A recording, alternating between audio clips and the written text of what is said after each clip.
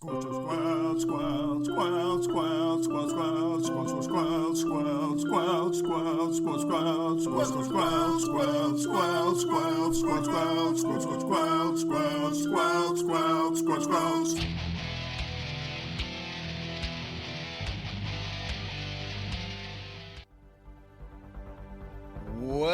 back to Squelch, the Video Game Book Club. I'm Dano. I'm Mad at Arms. And I'm Storm Rage. And we're here to remind everybody that Mass Effect Andromeda is a game, and games are supposed to be fun. This week, we went to Havarl. Havarl. It's not my fault. There is no vowel between that R and L. I feel like that is somebody else's fault that I can't pronounce it. We're heading off to Havarl, and we're going to solve some problems there. Next week, we are going to Kadara, and we're going to fight us some criminals and other criminals. Now, Dano, I do have a question. Yes. When you see the name Carl, do you also get mad that there's not a vowel between the R and the L? That's true. That's a good point. So you're saying, the Havarl. real name of the planet is Havarl. Yeah. I guess Havarl. Carl!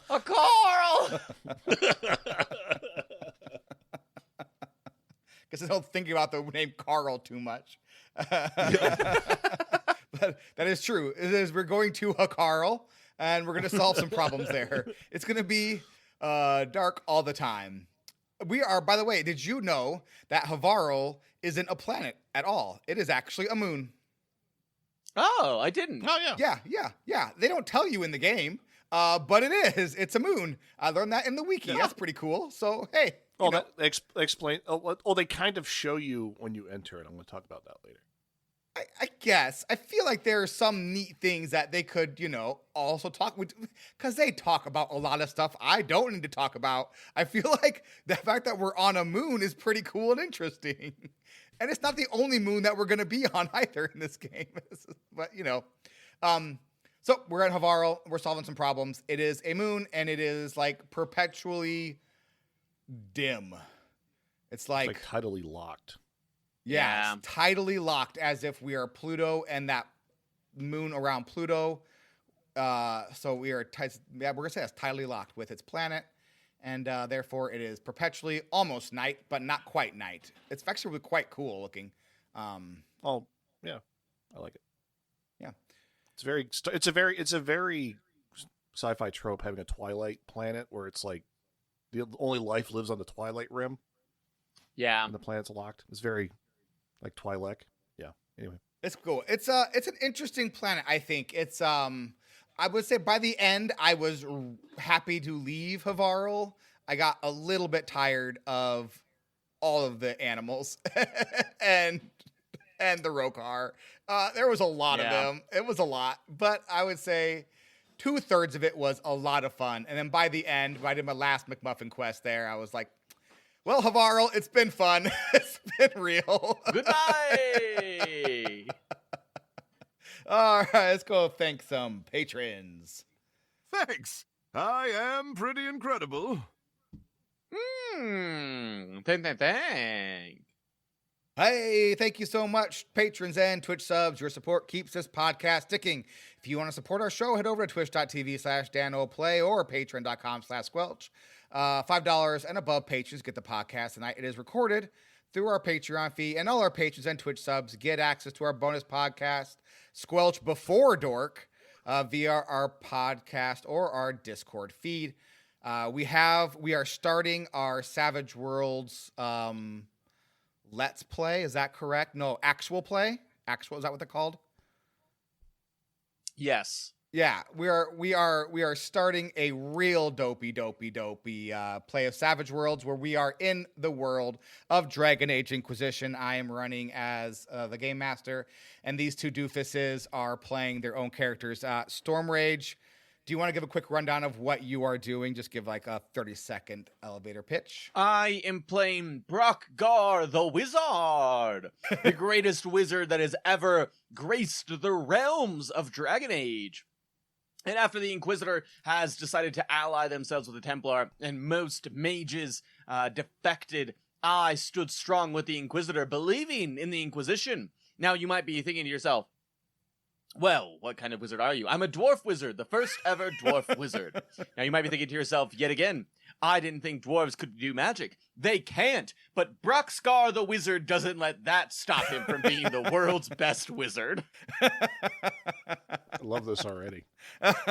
And Matt, talk to us about Lobar. I am Lobar. I am a human. But at least people tell me I'm a human. I'm short. I'm a short man. Short, I'm shorter than everybody you've ever met. Like Danny DeVito, but like a little bit taller. So a slightly below average human. Yes. Who happens to believe that they're a dwarf? Is that correct? No, I am a dwarf, sir. Oh, my great grandmother was a dwarf. So I am a dwarf, sir. Do you have the However, paperwork to prove it? Did you pay? Yes, Did you pay for some sort of like ancestry? I met the greatest wizard in the land, and he drank a drop of my blood and said, "Yeah, you're part dwarf." Was that me? Did I do It might that? have been. It's possible. I like the idea that I told you magic-wise you were a dwarf. you use your fake magic powers to determine that Yes. that Lobar is the Zach Morris of dwarves. Yes. Perfect. Sold. We were wondering how you two knew each other. Now we know. Yep. And we just, anyway. Met in a pub in Orzammar. You are totally a dwarf. Yeah. I don't remember much of that pub because I was very drunk. But I did drink your blood, and I can confirm you are I a remember dwarf. that. I remember that, but I was very drunk. Drunk. And because I'm sorry, I just don't deal with tight spaces when I don't know where the ventilation is coming from. So it's coming from where the dark spawn are. Yes, exactly. All right. So that is Preview going to of be next Squelch week. Before Dork. If you're interested, $1 a month will get you access to that. All right. Let's head over to the lore. This one's a real page turner. All right. We got some good friends. Oh, did you want to say lore, Storm Rage? I'm sorry. Nope. You sure? No, it's not in the show notes. Are you sure? I don't need to say it's on the show notes. I sent you something. You did send me something. It was really good, too. I actually forgot about it until I hit the bumper, by the way. All right, so let's talk about Ryder's friends. First, we have Cora Harper. She's a human biotic. She is second in command, a former member of the Asari Human Special Forces Exchange Program, and a bit of an Asari file. She is excited that the Asari exist, and she loves to learn about them and tell everyone she knows all about the Asari, especially PB, who gets a little bit annoyed as an Asari herself. Then we have Liam Costa. He is a human. He has a couch. He's a bit of a doofus, but he means well. Then we have PB. She's an Asari biotic who is super duper into remnant technology. Vetra, a Turian and former smuggler. She sort of invited herself onto our ship, and, we welcomed her aboard. Drac, a Krogan wrecking ball. He is 1,000 years old, calls everyone kid, and everyone calls him old man. And then we have Jal. He is an Angaran resistance fighter and a sniper. Then we have our Tempest crew. So those are our friends, are the ones who we can bring along on our missions. We have our Tempest crew that we do actually communicate with quite a bit in this game. They don't actually take along on any fights, but they are very similar to. They're not our advisors so much, but that you are working with them as often as you work with your advisors from Dragon Age Inquisition. Because, as a reminder, Mass Effect Andromeda is Dragon Age Inquisition in space. Yeah, there's a lot of similarities. So first we have Sam. That is our AI, who was built by our dad. Sam tells really good jokes. He also basically does magic. Like, if Sam if you need something done that is not possible to do, don't worry, Sam can do it. Like, see into the past where people were 6 months ago. Sam can figure that out. Just ask him. Then we have Suvi. She is our science officer. She believes in a religious higher power and can be a bit touchy about it because she thinks people judge her. Then we have Callow, a Solarian and the pilot of the Tempest, our ship. He was the test pilot in the Milky Way and joined the initiative to stay with the ship. Lexi, our medical officer, she's fine, but she thinks she's like a stick in the mud, but she's not really. She's just a medical officer. It's really weird. Yes, Matt. I found out her father this week was a Turian. A Turian? Turian, yeah. Have you found out who? That's very fun. Have you heard who PB's father is yet? Yes, I heard it last week. It was so good.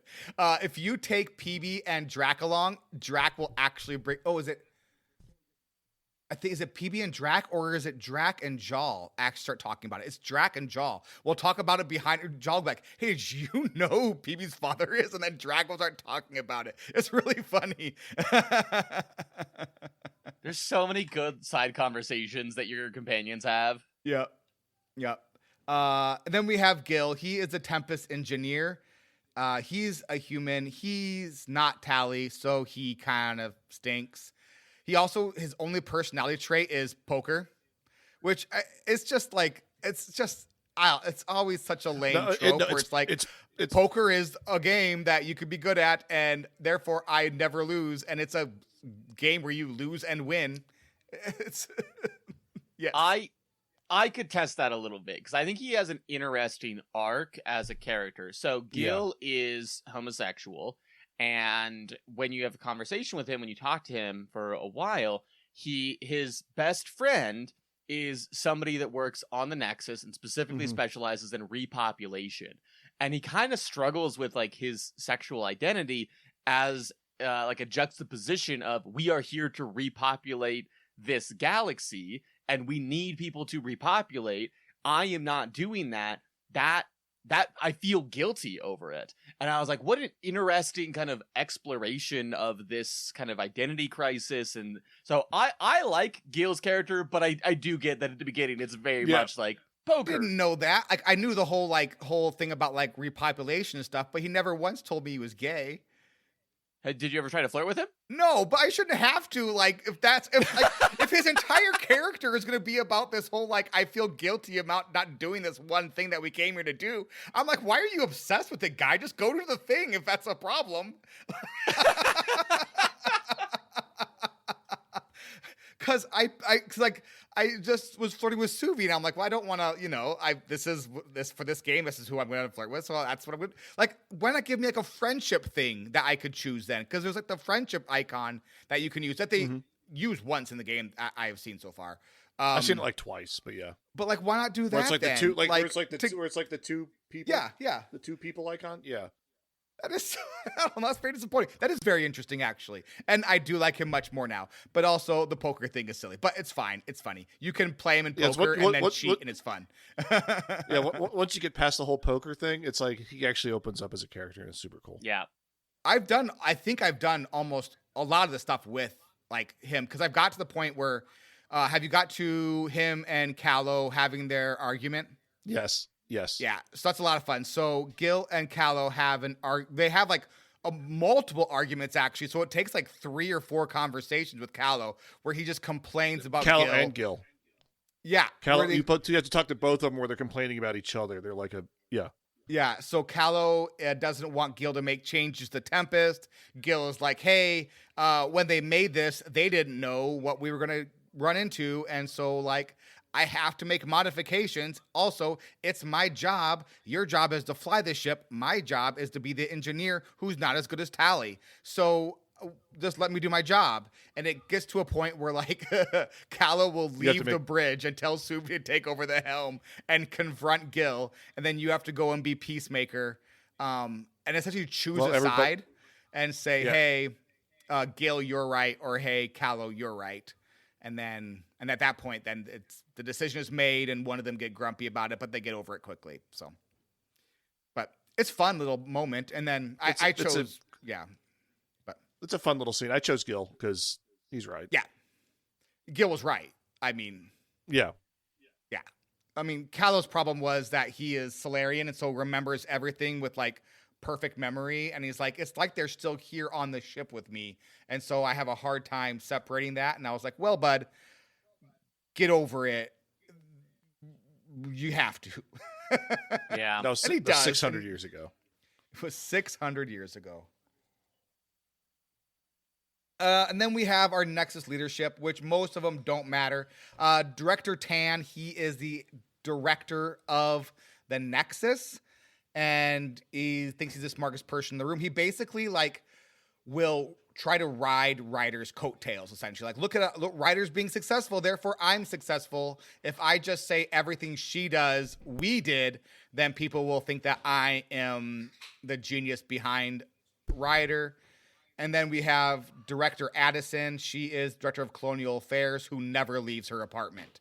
And the other two really don't come into play very much. So, but you do run into Tan and Addison here and there. I would say that they're part of the game, at least.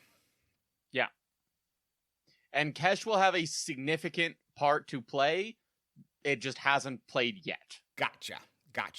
And then the fourth one is Kandros. He is the head of the militia and is basically there for the multiplayer part of the game, which now I only do to get research points. I only choose the research point ones because like they're like certain options you can get. Like you can get like minerals or experience or money. And I'm like, just the research. Thank you very much. I just go through, pick the 3 research ones and then move on. I've given up on that. It's gotten kind of dull. So it was fun for a little while, though. I liked it for a little bit. Where's the Pathfinder? You're looking at her. You're not Alec Ryder. Still gets me every time. Yeah. All right, I'm going to get us started here with the Havarl rhymes with Carl situation. So we arrive at Havarl and learn that there's only 2 working monoliths. And everyone knows that for a planet to run properly, you need 3 working monoliths. The problem is the Angarians don't know where that 3rd monolith is. So we're like, okay, well, great. Apparently there are some scientists out there who were studying one of the monoliths and they got like kind of stuck or something and they can't do anything about it. These 2 scientists just stuck on like a stasis field. So they ask if we'll go check it out. And sure enough, we go out there, check it out. And luckily we have our magic AI wand that we can wave at the problem. And we fix the stasis problem. They get out and they're like, whoa, what are you doing here? How'd you get here so quickly? I was just in stasis a moment ago. And you explain it and they go, wow, that was really weird. We should steer clear of this monolith. And you're like, yes, you should. And they go back to the station. You give them a book of Sudoku to work on while they're there. Yeah, I know, right? You just need a magic AI that can like put in the different Sudoku puzzles, or just spend 100 credits at any station to hack it. That's all you need to do. Yeah, easy enough. Yep. So we solved that problem. The Angarians are now cool with us because we helped get their scientists out of stasis. They tell us that if anyone knows where this 3rd monolith is, because again, we're trying to get these remnant technology monoliths up and working again so that we can make the galaxy habitable. So they're like, hey, there were some ancient sages that live out in the jungle on a tower, and they may or may not be real. But they probably know, if anyone knows, because they're ancient sages who hold all the ancient knowledge. But they might not, and they might not actually be there. We don't know. And we're like, oh, okay, cool. Well, I guess I have nothing better to do, so let's go out there. And like, oh, hold on, though. There's a whole bunch of Rokar out that way. And you're like, what's a Rokar? And they're like, oh, it's an Angaran who really hates everyone who's not an Angaran. And they will just shoot you on sight. I was like, oh, great, cool. I'm good at that. So let's go.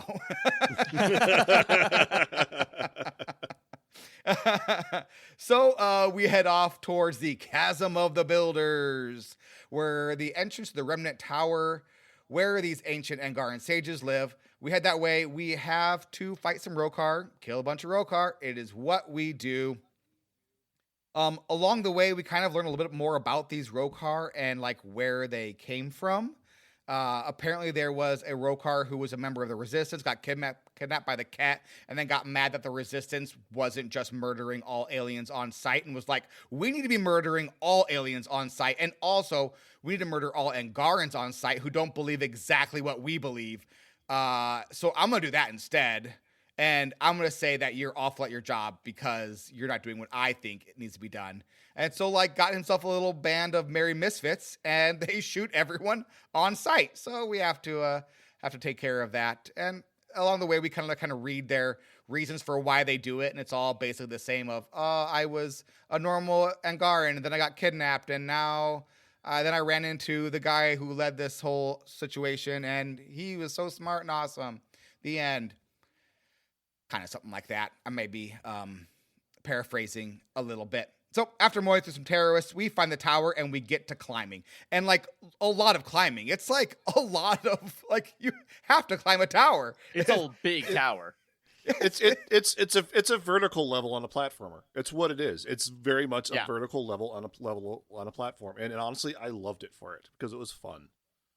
It was fun, though there are parts that you can't get to until later, and those parts are in the middle, which makes the whole map very confusing. Yes. But it is pretty fun. It's full of remnant technology, so we have to shoot our way through Remtech. If you're using a sniper rifle, this is easy because you can shoot it before they get into range of attacking you. The sniper rifle is kind of like doesn't work properly in this game, I feel like.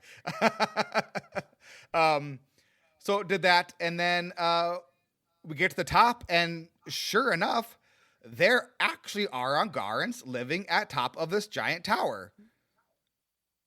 Who could have seen this coming? When we finally get to the tower, we meet these sages. They're basically just older Angaran who study the history of the Angaran people, and they tell us, we're like, hey, we're looking for the lost monolith. They go, whoa, that's wild. It's lost. Cool. Do you know where it is? Nope, it's lost.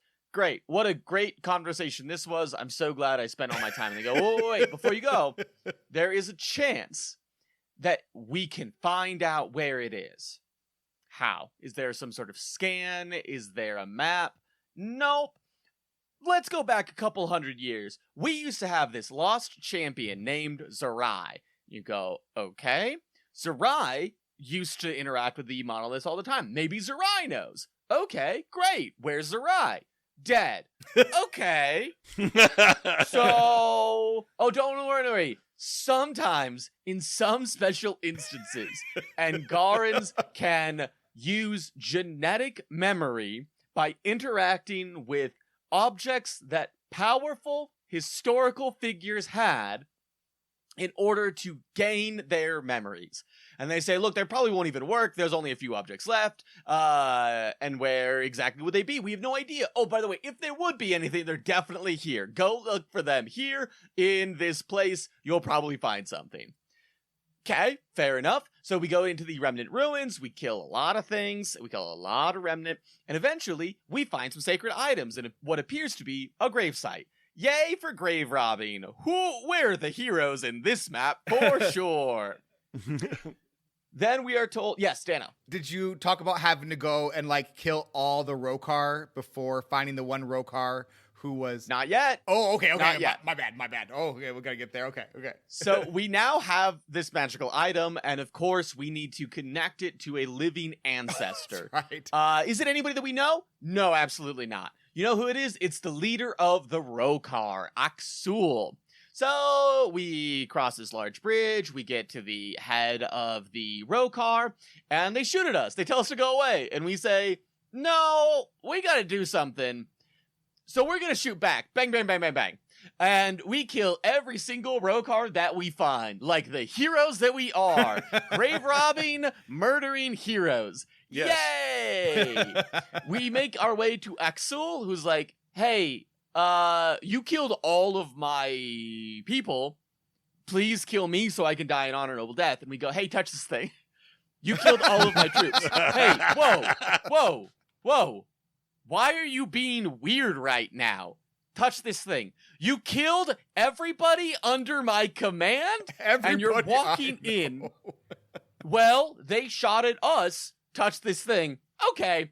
And the immediate swap from why are you being weird about this to okay is one of the harder to contain chunks of laughter that I had in this game. A lot of the story beats I think work really well. This is one that I think could have used a little bit of refining on the exact beats here. But I loved it anyway because it was perfect. It's very silly.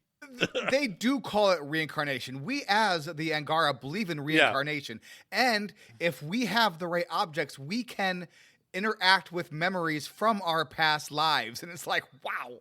Like, that's just proof. Yeah. And like, well, some of us don't believe it. It's like, but why? Because some of you just like, I guess maybe it's the same as like the crystal people who are like, with this crystal I can totally access that. So maybe it's most Angarans believe that the Angarans who like say they can access their past lives are just like crystal hippies. So maybe that's the situation. I'm gonna go with that. That sounds actually a lot more fun. Is that we just prove that the crystal hippies are actually right. So that's a lot of fun. So I'm gonna go with that. I'm gonna go with that one. Well, they are correct. You don't know this. Oh, yeah, my bad. Axul finally touches the artifact that we killed so many of his people to get to him. And he touches it and goes, what is this thing? I don't care for this. And then immediately goes, whoa, I have memories. Cool. Any ideas on where the Lost Monolith is? He knows where the Lost Monolith is. We go there. He realizes, in, I think, Dano's favorite line of this section, whoa, I was a woman. Well, first you have to go and find his body. So you have to first you have to do what this game loves to take you on. You have to go on a scavenger hunt. This game is scavenger hunt the game. So you have to go on a scavenger hunt. There first. are a lot. Yeah, so you have to go to this first place and get the first thing, to go to the second place to get the second thing, and then you go to the third place where you find the dead body of Axul's former person, and you scan it, and it turns out to be a lady, and he's like, whoa, I was a lady. It was so good. I don't know why. It was just so unnecessary. It just made me laugh. Yeah, it was one of those where it's kind of out of nowhere, but kind of a cool touch. It's kind of both very silly and very cool. And so we get to the Lost Monolith. We turn it on. Yay! We did what we do with monoliths. We switched to the on spot. And we find out that Zerai, the champion, whose memories are now inhabited by the leader of the people we killed, is the reason that the other monoliths were turned on at all. And they unfortunately died to the remnant in this third monolith. So now that we've turned on the last monolith, we are good to go. We turn it on. We save the world. And then in a very hokey moment, the Rokar, the sages, and the normies all realize that the world is better if they work together. And they sing, "We are the world." Yeah. I am going to admit something at this moment. I didn't realize that was Axul, the leader of the Rokai. I just thought it was like a random Rokai dude, because you still fight the Rokai like at other places. So it's so I was like, well, so there's another leader out there. No, this is just the leader, which is even more insane. It's even more insane, where it's like, yes, the leader of the terrorists is the scientist you are looking for. It's just, it's so good. Oh, it was actually a really fun story. I liked it a lot. It's one of those things that is a lot of silly, though. It's silly, but it was a really well told storyline, honestly, in my opinion. I do love that the super, we can't interact with anybody outside of our small culture sages are like, yeah, no, go ahead and put one of your forward operating bases up here. No big deal. We would love that for you to do. Yeah, just put this weird put your fast travel point up here. We're totally cool with that. Yeah, it's fine. Yeah. Actually, we needed to get down to the shops. Can we borrow that? Can we use that I'm going too? to talk about that later, actually, where they talk about trading and everything, which is so insane because they very clearly say, we don't know if they're real or not. And then later when you start side questing, it's like, yeah, we go and we trade with them all the time. We just don't say any words. And it's like, what are we doing? Hello, old friend. Let's meet for tea after the match, shall we? Slurp, slurp, slurp. Oh, Matt, what did you do this week in Mass Effect Andromeda? I kind of won, so I had to play catch up, so I had to do last week's and this week's show. This week, I one-shotted Vold. I literally did everything except for like pick up all the random briefcases and the companion quest. I did everything else, so I left Vold with 100%. And then I kind of did the exact same thing with Havarl like today. It was great. I had a lot of fun.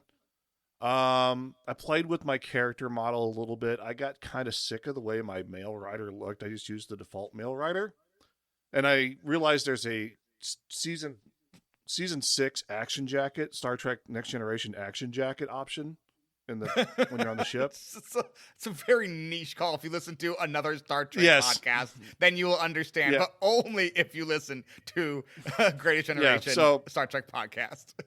Yeah, so it's like it's a nice leather jacket that he wears over the uniform, and it looks beautiful. And like they have that in the game, and I made my character bald and shaved his beard because he has a terrible beard. So he made him look like Captain Picard, and I like him a lot more. How many lights are there? So that made me actually want to play the game a lot more. It was either that or the Star Trek analogy from like 2 weeks ago that caught me. So basically making Ryder look less of a nerd helped a lot. Also looted a helmet and then crafted a bunch of gear, and now when I'm on the planet, I look like a power armor guy from Fallout. Ooh, that's a win.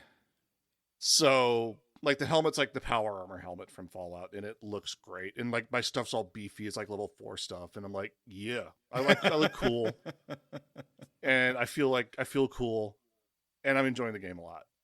Just doing that. So that's what I did this week. Storm Rage, how about you?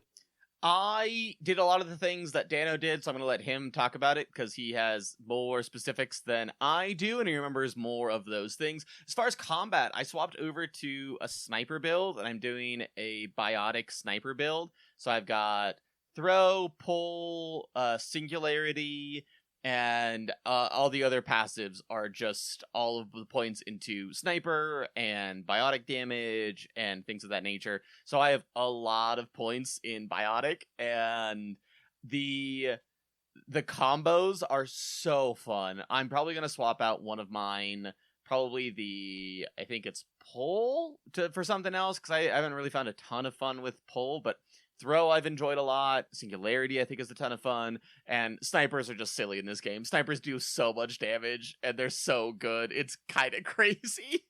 So in the middle build tree, there is the sniper rifle that has a single shot sniper rifle. If you use that with bioconverter, you will use your health as ammo, and so you have unlimited single shot rifle ammo. And that does the single most damage in the game because the single shot sniper rifle, it is incredible damage. Now you need to kind of build yourself around to be able to heal yourself a little bit as well if you do that, because you do use your life as damage. So you need to get some self heals in there. But I'm playing a tech build just like you're doing with sniper. Instead of biotics, it's tech. And so I have you heal after using a tech ability. So I have the tech ability to go invisible and the tech ability to shoot lightning. And so I have those two. And then I just cycle between those while using my sniper rifle to heal myself. And it's a ton of fun. It very much breaks the game. The game is very easy. That sounds now. about right. All right. Dano, so what did you get up to this week? I did all the things. I did all the quests in Havarl, Rhymes with Carl. I did all of them. There were a lot. It's a fun zone. So first up, I found people from the Turian Ark. So the Rokar wanted to kill them, so I stopped them from doing that. They don't know where the Turian Ark is, which bit of a bummer, but I did help them.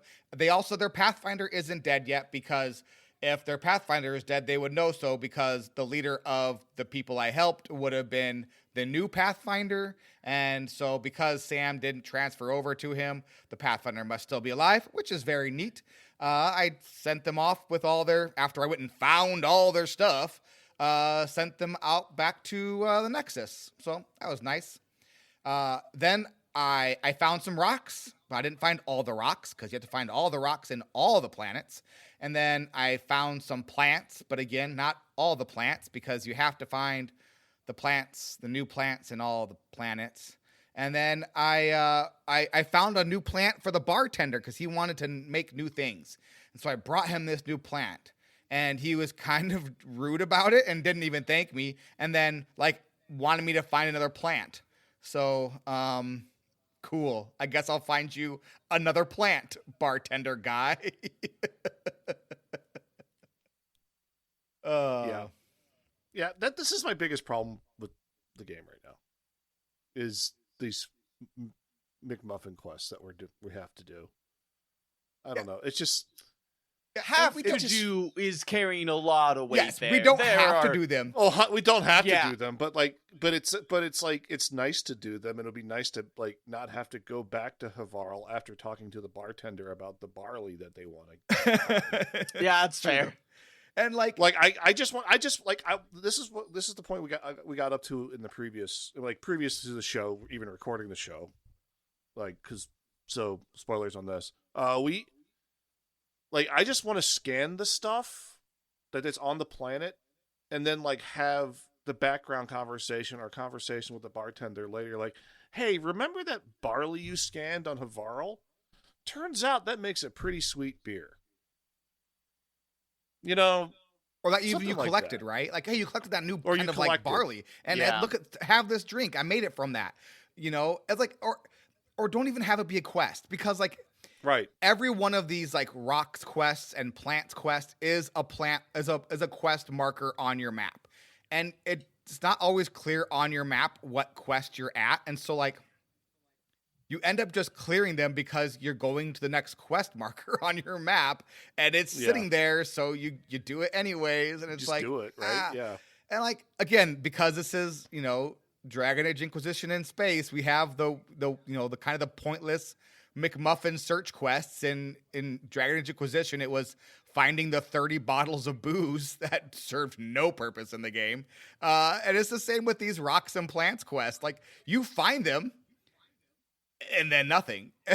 I think I completed one of them, and they're hey, thanks. And I was why did I do this? What was the point of doing this? I get the point. The point is realism, I think. It's hey, if you went to a new galaxy, you'd probably want to know about the plants and the rocks and stuff on there, which, yeah, you're right. But also, I have a magic space AI that can reverse time and tell me what people were talking about 6 months ago. I just feel I don't need realism when it comes to science rocks. So I don't know. It's funny. It's fine. Not the end of the world, but Matt and I did both kind of find it quite funny. And what did you call it, Matt? You called it the deluxe sausage McMuffin quests. Yes, exactly. Because just because it's just they're everywhere. It's just they are a lot of them. It's also I'm getting my quest now where it's I have to scan for anomalies in systems where the Scourge is at. Okay. Yeah, the other quests we'll talk about those later too.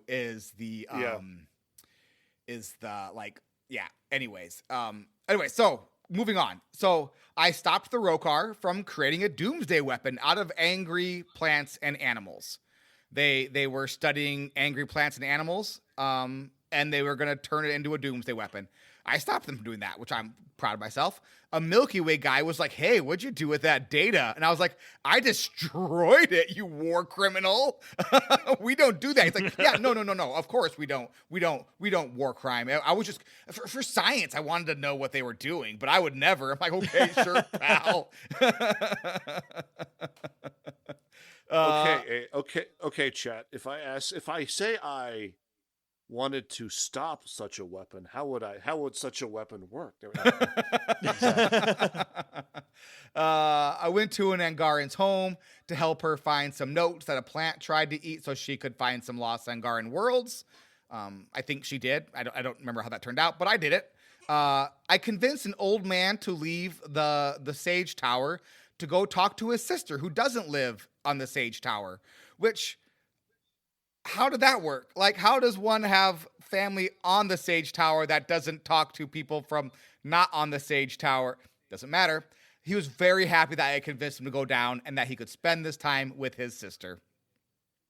Did he use the fast travel point? I can only assume because the way down seems terrifying. Yes. I got an email from a group called the Firestarters on the Nexus. They hate AI and try to turn off Sam. I lied to them and told them it worked. They were super excited that Sam was no longer active and told me to expect a follow-up email from their leader. So I guess it's nice to know that email is the worst, even in the far future, because it took me like 2 planets to get that follow-up email. It is so long to get that follow-up email. Yes, Matt. I saw the second half of the quest is just an email that says this email has been deleted because it contains a virus. There is a spam email that Drake gets where it's like, I am an Asari matriarch who left 10,000 credits in the Ark. I need your help to find them on the Nexus. Please respond this day. And he goes, it was a scam. Don't tell anyone. Credits. Yeah. And then I brought in some scientists from the Milky Way to do some joint sciencing with the Angarans. This is after we fixed the planet with the third tower. We didn't set up a colony, though, because this place is like holy to the Angarans. I did a FaceTime with Director Addison, though, about this, and she seemed on board with it. She couldn't be bothered to come down here, actually, because she doesn't want to leave her apartment, which, again, fine, I guess. Live your life, Director Addison, but it is kind of your job. Did I forget anything in there, Storm Rage? I don't think so. I think that's it. All right. Taste my grilled cheese. Munch, munch, munch. I've got the first good, and it is Havarl, rhymes with Carl. So it's a smallish zone, so the Mako 2 isn't allowed on this part of the planet that we're on because of, I actually never really talked about why we can't Mako 2 around. Maybe they do, but we can't Mako 2 around. So there's a whole bunch of fast travel points, and we just kind of walk everywhere, and it was nice. It was nice not to have to Mako around the entire planet because you spend a lot of time just driving around from place to place in the Mako 2. In Dragon Age Inquisition, you need to use your mount quite a bit to get around places, but usually only after you've cleared a good chunk of like that zone out of stuff. Like you don't need to take like your mount to get from point A to point B to point C most of the time. But this game is designed around you traveling with the Mako. It's like designed around that. So it was kind of nice to just be able to walk around and do stuff. Just I kind of appreciated it. What is our not so good, Storm Rage? To me, it's the big story beat in Havarl, I think, is both really interesting, but there's so much like magic hand waving, and it's a cool concept that in one way resolves so easily, way too easily, of like, sorry I killed all your men. Anyway, thanks for helping me out. And then also like not easily enough. Like I'd love to hear more explanation about the genetic memory idea. They kind of gloss over it and they talk a little bit more about it, but not much more than we've talked about here. And I think that if it was just a little bit more difficult from a narrative perspective, I think a lot of this would have hit a little bit better for me, because the concept is so cool that I wish that there was a little bit more discussion about like getting there, specifically with Exul and the Rokar. Yeah, it really was. I killed all of your friends, I hate you because you told my friends, hey, put this old bracelet on. Why would I put this old bracelet on? Just do it. Okay. Oh, wait a minute. I have memories. It's like, Yeah. okay. Matt, what's the best good?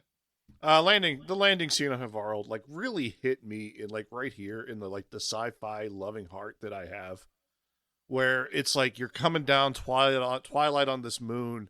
The background is like this gas giant with like a ring going diagonally across the screen, and you have the ship, which looks super cool. I have to say, I love the way this ship looks. Like this Normandy clone looks amazing. I like it a lot. And then there's like space whales that flap, and it's like right down, like the space whales happen, and I'm like, okay, yeah. And then like you have the scene where Suvi like looks out the window and goes, oh look, and like Ryder's looking at it. It's like it just was perfect. It was like a great, beautifully, it was a very cinematic scene, and I loved it. It's a very pretty game. Like it's really pretty. From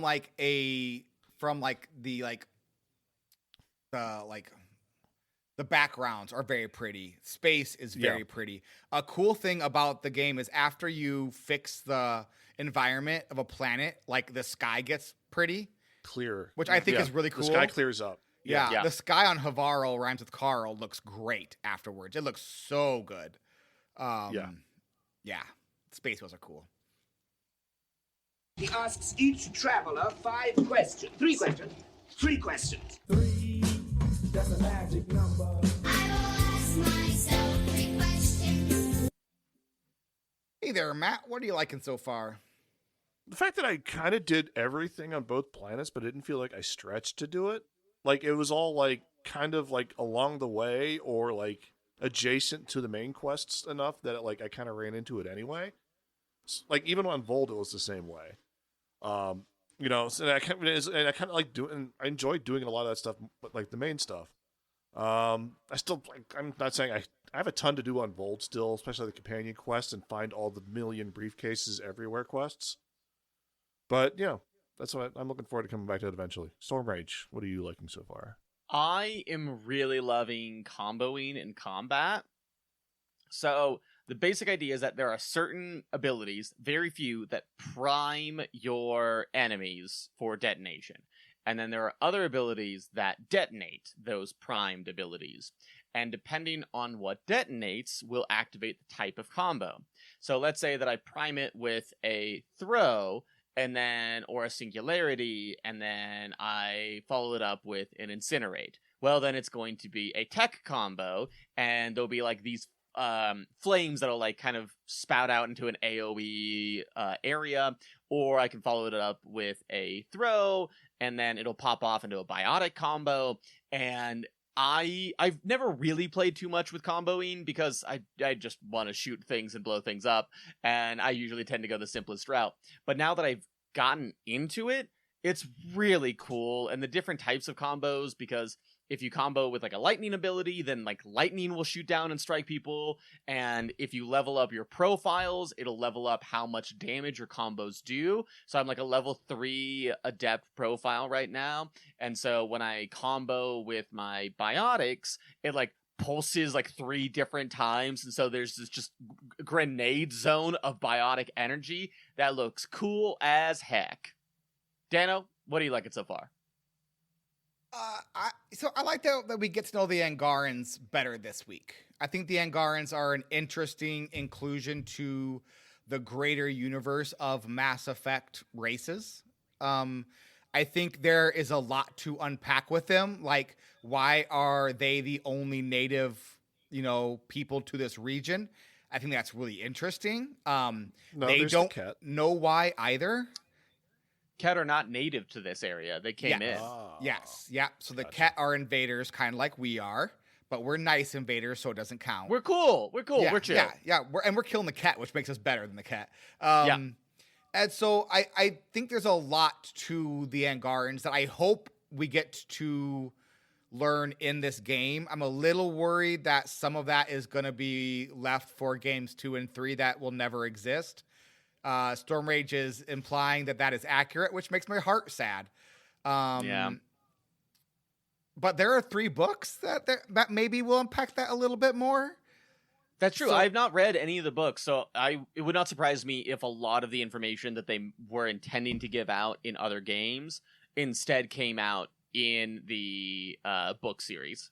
So I might get there, but I do like quite a bit what they were trying to do with the Angarans. It was clunky this week with like oh, by the way, reincarnation is real. You just need the right old bracelet. But I do think like the Angaran people and the fact that they really were split amongst a bunch of different planets, and then the Scourge separated them and they disconnected. There's a lot there, and I don't know if it's just me kind of headcanoning my way through stuff because we don't have the information, but I really, really like the Angaran people. I think it's a really interesting inclusion. Yeah, the Angaran dysphoria is really cool in this. Like where it's like yeah, there's just these separate groups that are just like occasionally interact, but there's like this main group that lives on this one world, right? Yeah. So and they can only live there for. I talked to the governor. They can only live there for a certain amount of time before they have to leave again and let the next group in. So there's like a rotating population on the world, which is super cool. It's really neat. It's cool. It's very cool. They're very cool people, and they seem to be really fleshed out in a way that I would say only the Krogan really were in Mass Effect. Mass Effect 3. Because you get the whole Krogan timeline really spelled out by the time you get to Mass Effect 3. The Asari to a certain extent, and Slan's a little bit, and the Turians a little bit as well with their recent history with humans. But like really the Krogan really have a lot of backstory and a lot of stuff to unpack because of the genophage and everything. And we have something similar with the Angarans, so I really like what they're trying to do with it. So what are you struggling with, Matt? There needs to be more things to scan, or just general scanning improvement. Like a lot of times having the scanner out doesn't matter. Like you're not like there's like most of the time in the world there's nothing new. But occasionally there's something like it'll beep at you when there's things to scan, which is great. But also like I just want to know more about random crap. Like what's cool about this rock? Okay, it's like just a standard rock. Cool, whatever. What about this plant? Oh, it's like this plant over here that we already scanned. Okay, cool. But all of a sudden like we're in this cave with the leader guy who used to that now has the memories of this past person. And there's this like remnant tech on the ground that we have never seen before, and I can't scan it. I'm like, come on. Like there's a different looking mushroom over there. Like there's mushrooms all over this planet. I get it, but this one looks different. No, nothing new here. Like it's frustrating. It's a minor quibble. It's really, but it's like frustrating me because like I play with the scanner out all the time. So.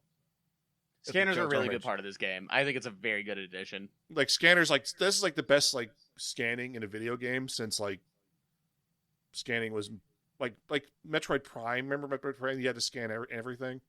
This is like that, but like actually you want to do it. So, Stormage, what are you struggling with? There's so many quests. And I can't do them all, and I'm not going to do them all. That's what I've come to, because I will get to Planet to 100, but you don't need to complete every quest in order to get it to 100, which I also like personally, because then I can feel like I accomplished something without feeling like I need to do the last McMuffin where I scan the third plant for the 15th time on a certain planet. It feels like there are some quests that are here to be like, well, in case people want to 100% it, we're going to make sure that they feel they've earned that 100%ing it, which I don't know if I agree with from a design perspective, but to each their own, I suppose. Dano, what are you struggling with? The companions you bring with you don't matter enough. I'm not saying they don't matter. I'm saying they don't matter enough. Like when you brought companions with you in Mass Effect 2 and Mass Effect 3, like you wanted to be purposeful about it. You wanted to bring the best companion for the story. And that might often mean bringing a suboptimal companion based on your build. And when you played like on the hardest difficulty, that really did matter. But it was really rewarding when you got it right because there was story to learn. And in this game, there's a few times that's happened with Jal, though there have been times when I haven't brought him along and he just like FaceTimed in and was like, hey, this is the thing we need to do. And I was like, I didn't bring you with. I don't feel like I should, but okay. And then with PB as well with the remnant technology. But other than that, like I brought along Ketra, she's a Taurian. I brought her along because I was gonna go find out where the Taurian arc was, and so we found Taurians for the first time. She didn't say a word. Didn't say a thing. I'm meeting with them. I'm talking. Do you know where things are going? She's just sitting there in the background, nothing to say. And I'm like, shouldn't you care? Because you care at other times. So why don't you care now when you're on the mission? So that just kind of bummed me out. I would say is that really for Mass Effect Andromeda, the best thing to do with your companions is to bring the ones who are gonna best combo with you. Like, there's not really a reason. You still can for like role play. I still do. Like, I like to bring PB along for Remtech. I like to bring along like Drac if I'm gonna go do stuff with, but with the Krogan. But for the most part, you're not gonna get any sort of like actual feedback from the game on doing it right. And so, just do what I do and bring along Cora, PB, or Drac because they have the most obvious like combo primers. Like Drac sets them on fire, PB floats them in the air, and Cora freezes them. Like then you just go ahead and use your detonator on whichever one you get, and you go ahead and get your combos. Yep. Which I do love that they brought that from Mass Effect 3. That I think was one of the reasons Mass Effect 3 combo was so good was adding the combos into the game. It was like they took what was already an incredible cover shooter from 2 and then added that extra layer in 3, and it just really was an incredible game. Matt, what surprised you about the game? I kind of really enjoyed crafting this week. Mainly because I stopped caring about crafting for a while, so I just started collecting the stuff. And I decided to like do some research and had plenty of points to research, had plenty of material to craft what I wanted to make, and I have tier 4 gear with like stuff like with my favorite gun and like or a pistol and like assault rifle combination from Mass Effect 3, and I'm enjoying it a lot. It's fun, and my dude looks cool, which is even better. So yeah, that's what surprised me. Storm Rage, Nice. What surprised you? I forgot how many different enemies there were on this world. We talked last week and my brain went, yeah, that's right. It's just the cat everywhere.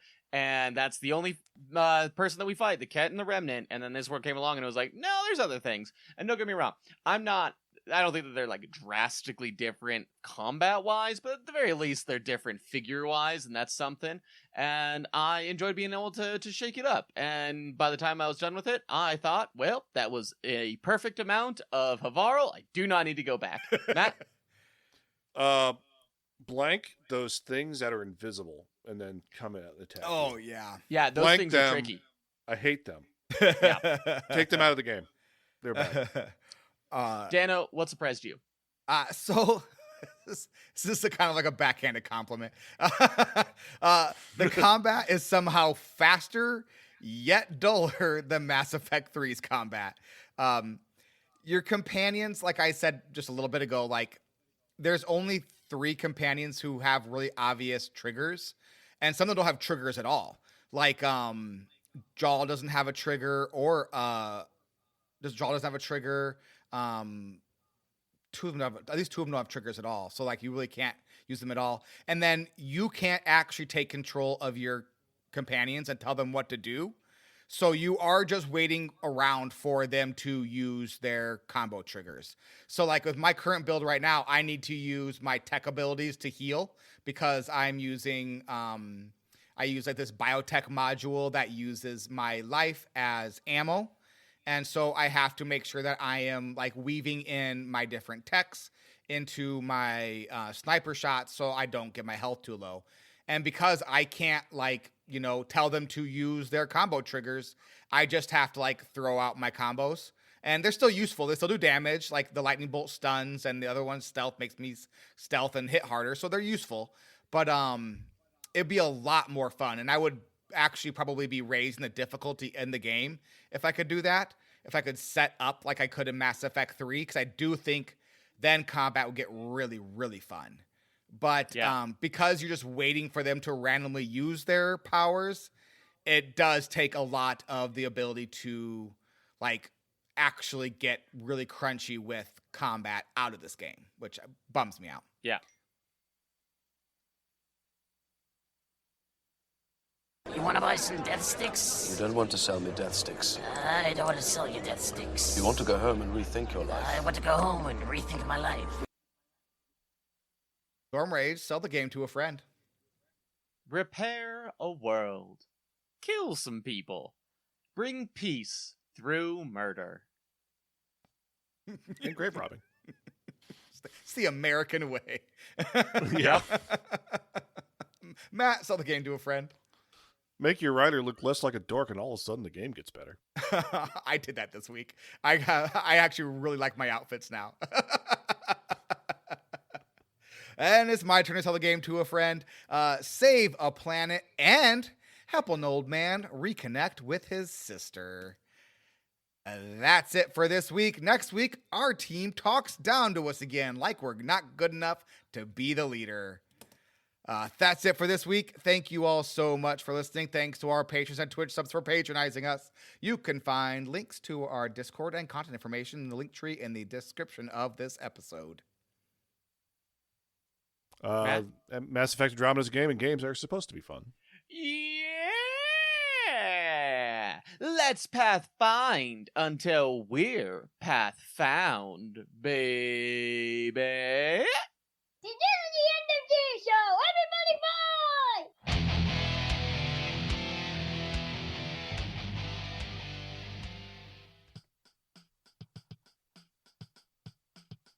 I feel like I need to go and check to make sure I'm right about that. I can't tell them which. I know I can tell my companions where to move to, but like, Yeah. I don't You think can I also can tell do them anything who beyond to that. attack, but I don't think you can control their specific ability usage. Yeah, which would be nice because then you could set them up to trigger as well. Because some of them have, like, so there's two parts to the combo, right? There's the trigger and the activator. Some of them have activators, but like then you have to set it up and then hope that they do that, which I don't believe that they would be able to. So I think in that case you need to do both parts of it.